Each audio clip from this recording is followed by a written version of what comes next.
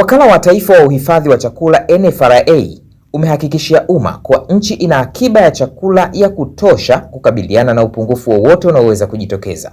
Akizungumza kuhusu hali ya akiba hiyo, afisa mtendaji mkuu wa NFRA Dr. Andrew Komba amesema utoshelevu wa chakula uliopo umetokana na chakula kilichonunuliwa na kuhifadhiwa katika misimu ya kilimo iliyopita. Chakula ambacho tulichonacho sasa hivi ni takribani tani 600,000. Kwa hiyo unaweza ukaona kwamba iwapo tukiambiwa NFRA msiuze chakula chochote, hali ya nchi sio nzuri, ina maana tutakuwa tuna uwezo wa kuzilisha jamii zitakazoathirika kwa kipindi kisichopungua miaka 2. Kauli hiyo inakuja kufuatia wito wa Waziri Mkuu Dr. Mwigulu Nchemba aliyoutoa Disemba 14, 2025 akiwataka Watanzania kutunza akiba ya chakula walichonacho na kuepuka matumizi yasiyofaa kutokana na kuchelewa kwa msimu wa mvua. Kama nchi tuna akiba ya ziada, tuna chakula cha kujitosheleza.